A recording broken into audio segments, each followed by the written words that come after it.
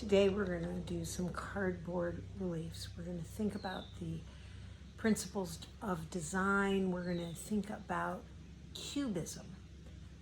I'll show you some examples by Picasso and clay so you can see the kinds of museum things that are in my head.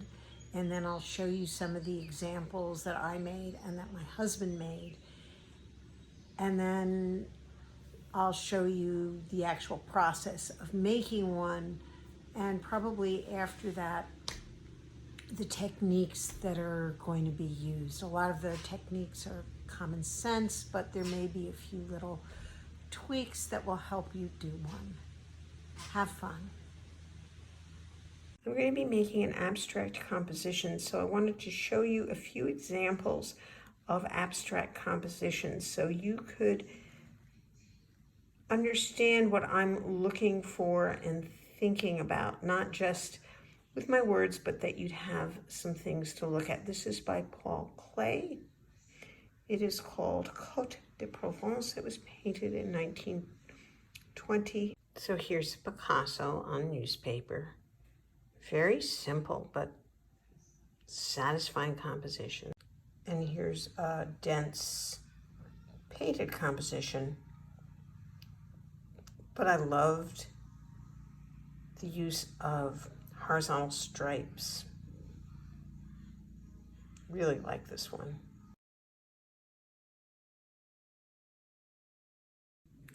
Does A look clear or is it a little too static? Does B look too confusing or is it dynamic? What would happen if you add color? What would be the correct color to use? So the point I want to make is what is good design, what is bad design is not always that clear. If we're not talking about does it function, does it hurt your hand, does it do the job, when it's just something you're looking at, everybody sees a little differently.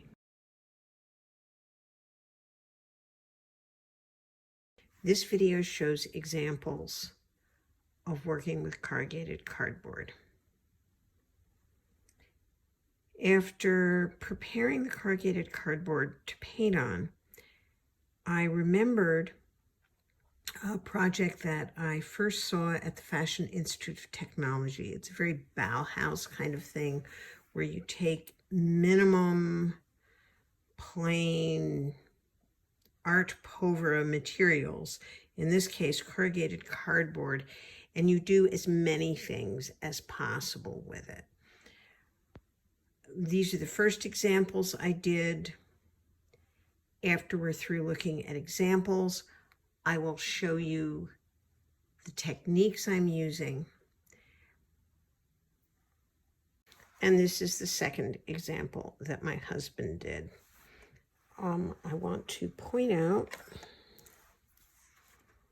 the overlaps,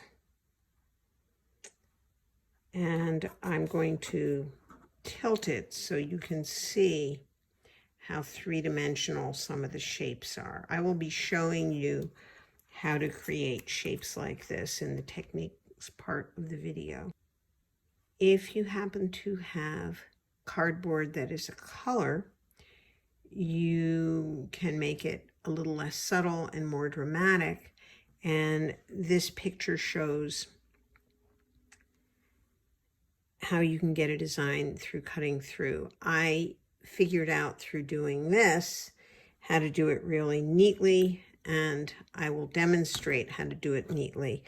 This is not great with all those little burrs and things, but I've developed some easy ways of taking care of that.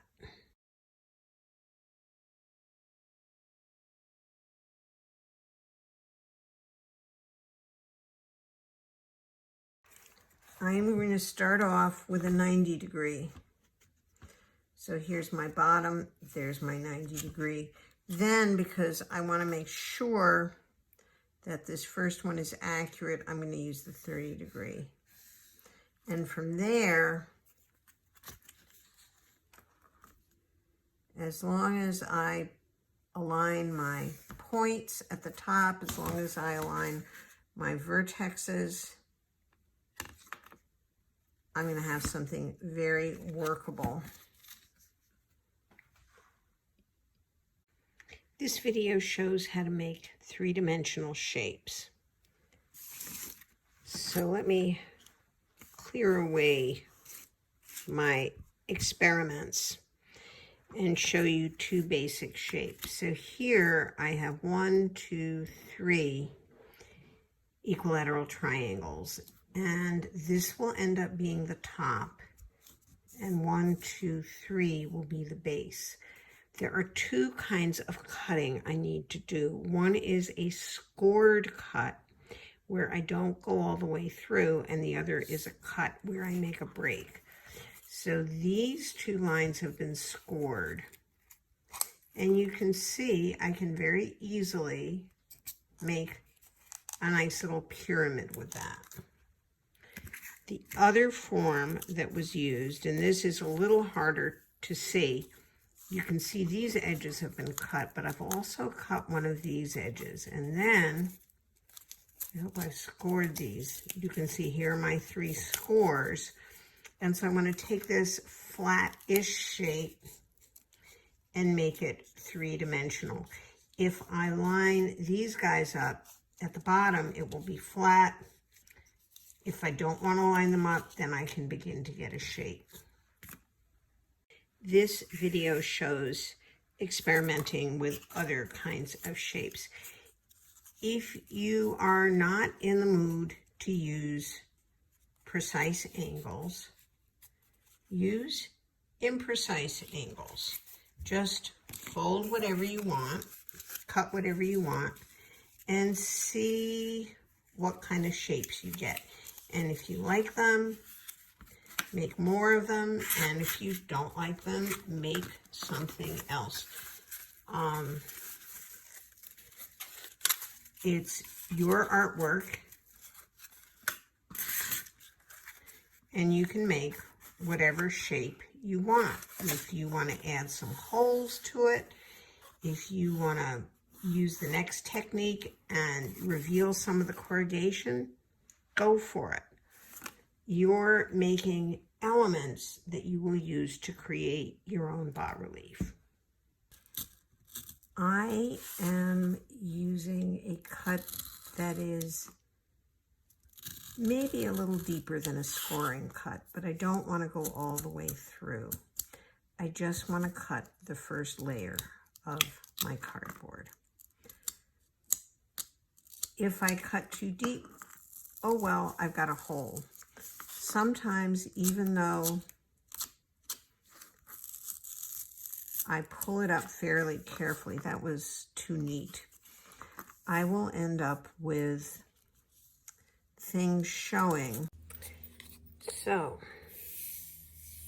this is my blank canvas, and you can see I'm surrounded by a bunch of different shapes. There are some shapes that are off screen. And now, how am I going to put it all together? And the answer is you noodle around with it.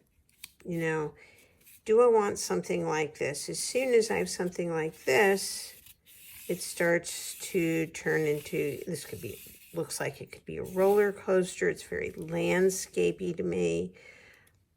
It also, if you think of it vertically, it could be half of a bottle. So, you know, maybe I want that there. It's a fairly large shape, so I do want to put something on top of it. Maybe I'll put that on top of it. So that's thin stripes going vertically. So maybe I'll put this one here. It's a little hard. So what I'm liking about this is I am liking the space. I like the shapes, but more importantly, I like the negative space. Negative is not a word with a positive connotation, but it's the best way I know of describing the stuff that isn't something I've put down. I think I want those circles to go there. So thinking about the design ideas, I got a bunch of stuff happening over here, but this is empty. So what would be interesting over there? This composition is more or less acceptable. So we want to demonstrate gluing technique, and then I will paste it all down. But the thing that I've really tried to do is to talk about the process of designing one of these things, where you sort of look at it and think about it. This is a quick demonstration of how to work with glue. Anytime you hear me doing this, it's because I've got my brush in the water. I'm going to use a stiff brush. You don't want to use your best brush for this. And I'm going to get glue on both sides of the brush. Notice I've got my glue in a disposable container. This looks like the top to a Haagen-Dazs ice cream. And I'm going to look at where I want this to go, because I'm not going to put glue on one side. I'm going to put it on both sides. And this is called the double stick method. And here it's going to go there. So this guy is over here, give or take. I'll put some glue on the back of it.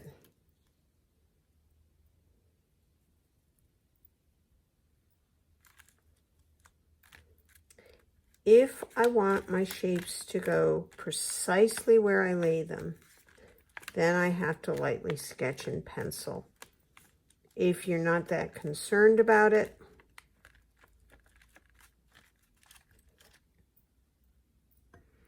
you can just do it by eye. And also notice I have a piece of junk paper. As soon as this gets gluey, I need to put it to the side and get another one. So that is, I think I want that farther over. Oh, I'm going to have problems there because I haven't done the big piece. So that's how to do the gluing. Stiff brush, pan with glue, piece of junk paper. Put the glue on both sides of the objects. Easy peasy. So this is probably finished. I'll need to decide. You can see the glue isn't dry yet. But I'll look at it a bit, decide if there are areas where I thought I put enough glue and there wasn't enough glue. Decide if I want to add a few more shapes. Decide if it looks better vertically or horizontally. And that's how to do something like that. I hope you've enjoyed making a cardboard bas-relief. I have enjoyed exploring this. I've actually enjoyed it so much that I think I want to make some colored ones, and I've been saving all my colored cardboard. I don't know if that's going to be the next video we're going to show, because I've also begun drawing and painting small things on a daily basis, remembering the things that I was doing for the Milton Avery show. And of course, we are also planning our members only event where we're going to be doing sumi. We're going to be painting the plum blossom sakura idea. I look forward to seeing you again. Thank you for watching this video. Keep on looking at art, looking at colors, enjoying the things that are around you.